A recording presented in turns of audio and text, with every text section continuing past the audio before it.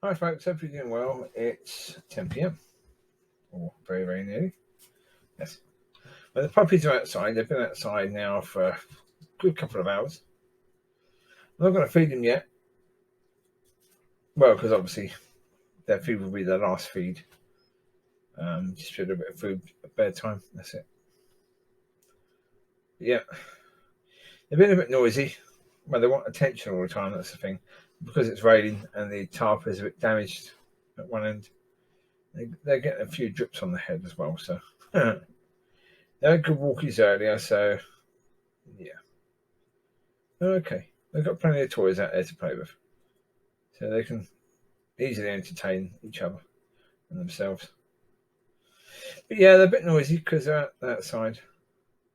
But then again, if the neighbours get upset, they're the ones with the videos on their Facebook saying that the dogs are locked in a 2x2 box all the time. So the fact they're outside means they're not locked in a 2x2 box, are they? There you go. I have realised that one way to keep them quiet is I encourage them to go in the kennel and then just close the door for a little while. And then when they're in, same as when they're in the shower now, they know now when they're in the shower, it's sleepy time. So I think probably when I close the door of the kennel, they think again it's sleepy time. So they lay down and sleep, which is good. That's good. They're learning.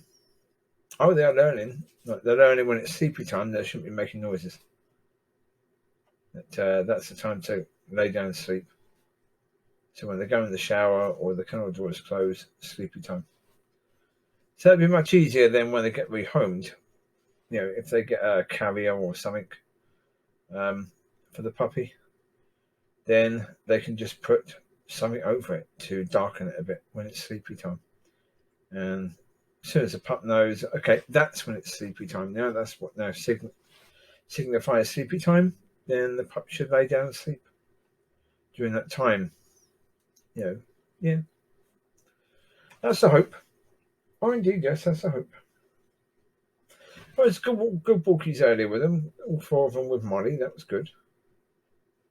Yeah. Do that again. Hi. Again, tricky thing is you've got to keep an eye and make sure that there's not a lot of people with dogs in the area. Because you don't want that to be the case.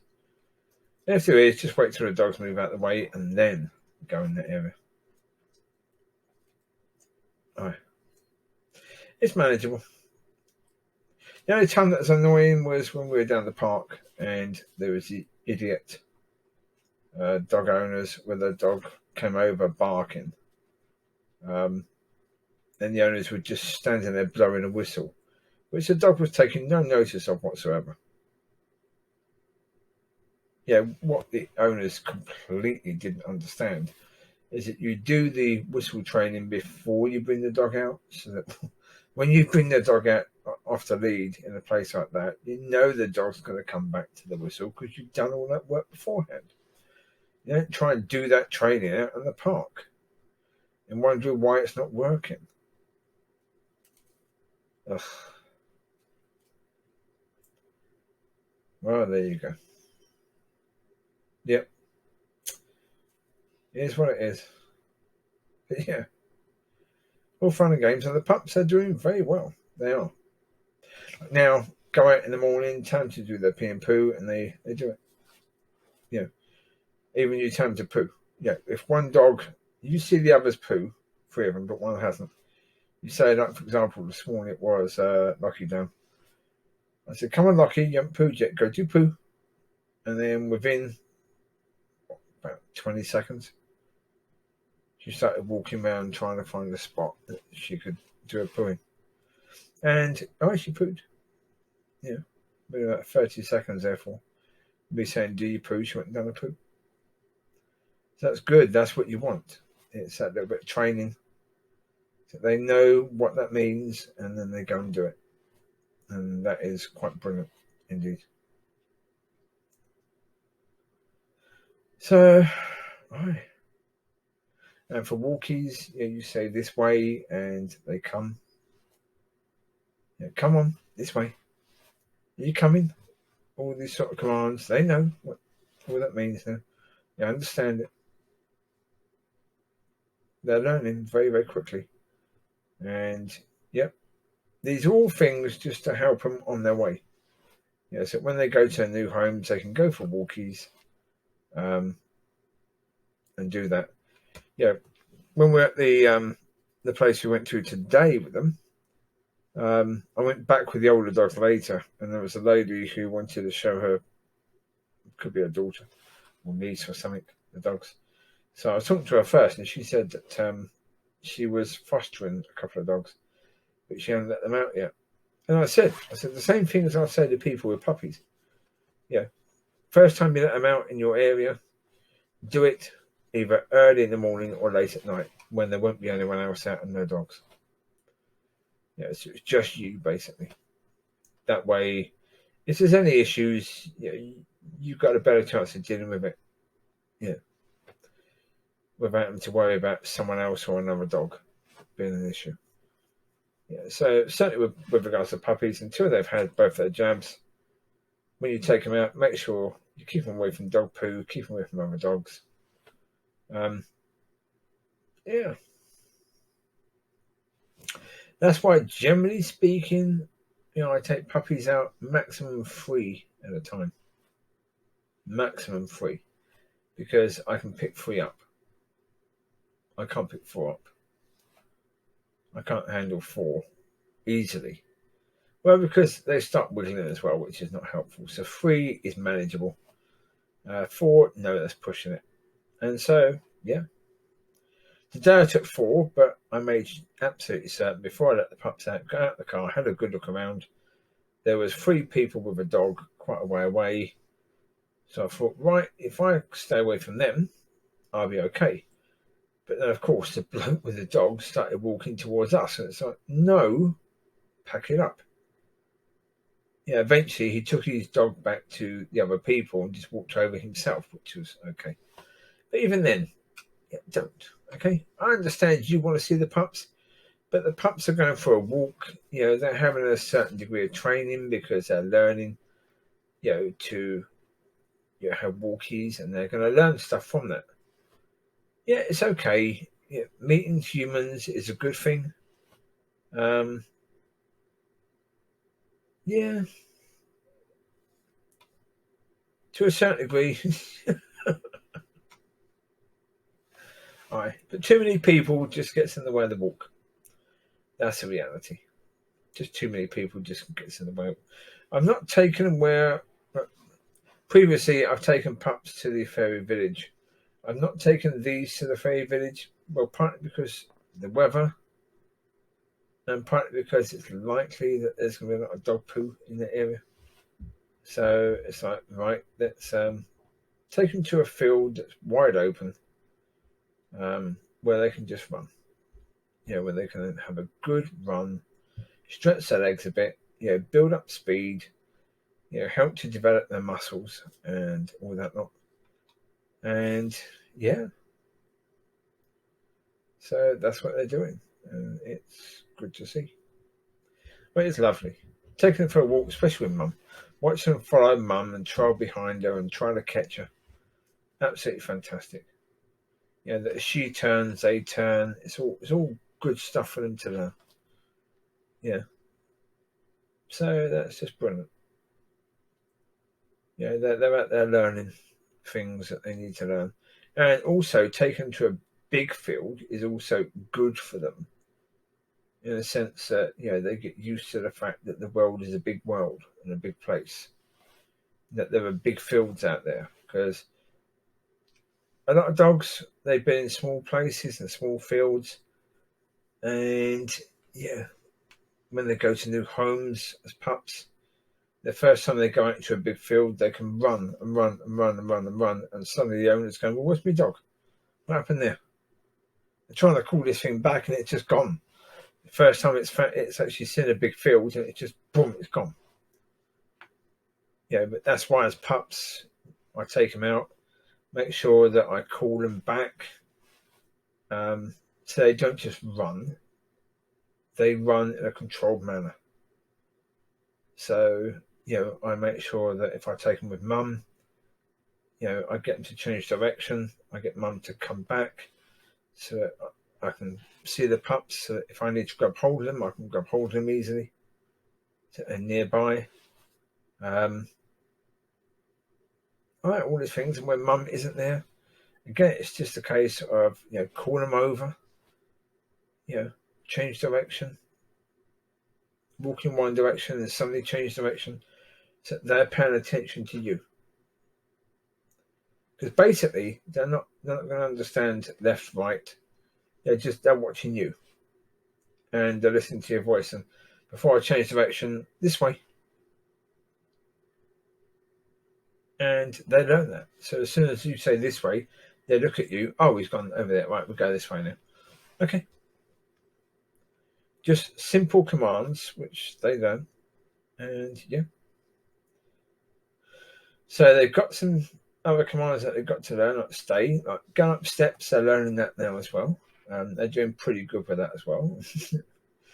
Lucky down, she's quite small, so I expected she would struggle with steps.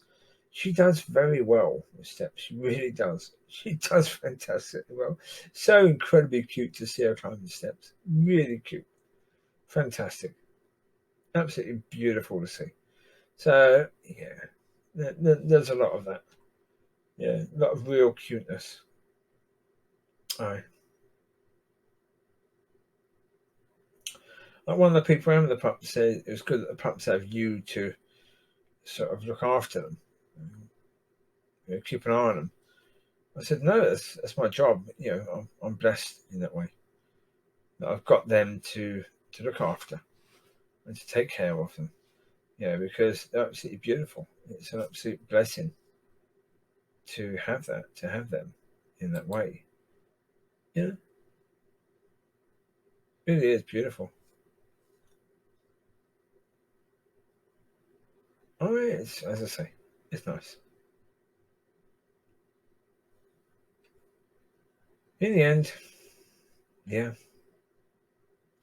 will be a gap at some point of there being puppies, and that's going to be an interesting situation. Because it's so lovely having the pups. It really is. Even though it's lovely not having pups, because certainly for a while after having pups, especially when you have Mollies and then Ambers quickly after, once Ambers have gone, you need a break. You do. It's like when they're out there making noises constantly, okay, I've got to go out to see what's going on there because, the neighbours, so I've got to try and quiet them down. You've got to teach them to be quiet when they go into the shower because that's when it's sleepy time. You've got to even take them for walks.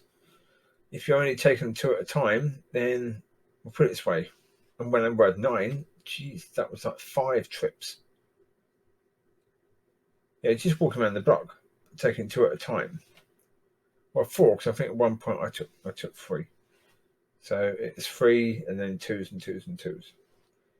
So that takes up a lot of the day. If you're trying to do that at least a couple of times a day with each pup and going out a couple of times, that's like 8 times going out a day just with the pups, and then there's twice for these. So 10 times going out a day. After a while, you just get knackered.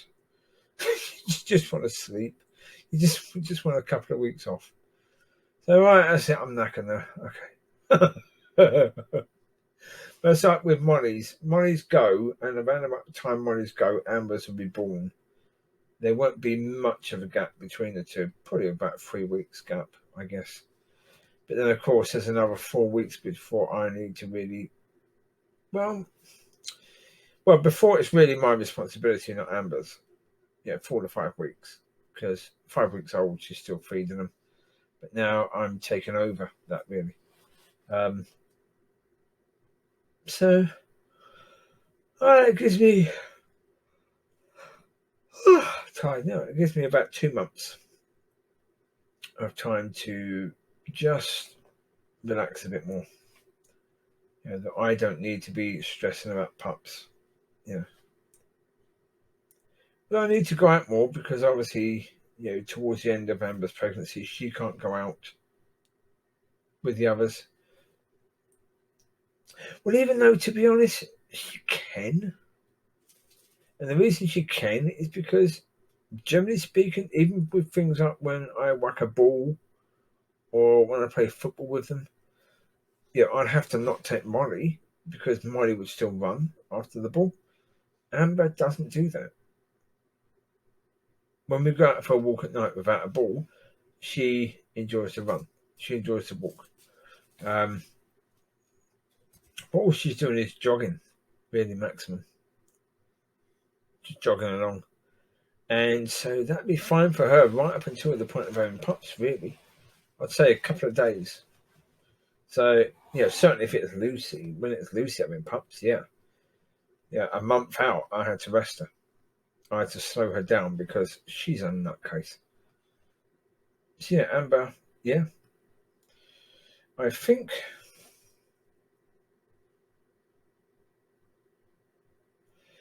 she mated around a time when the puppies were approximately 4 weeks old.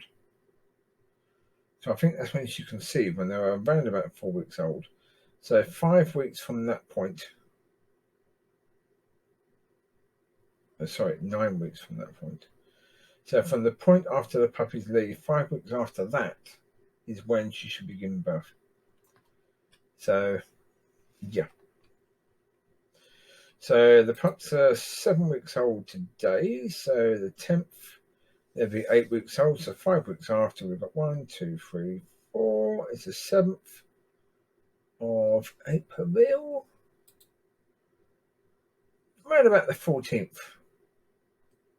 I guess from the week between the 12th and the 18th is when she should be due. 12th to the 18th of April, I would guess, is when Amber should be due to her pups. Anyway, you take care. God bless. I'll speak to you soon. Bye-bye.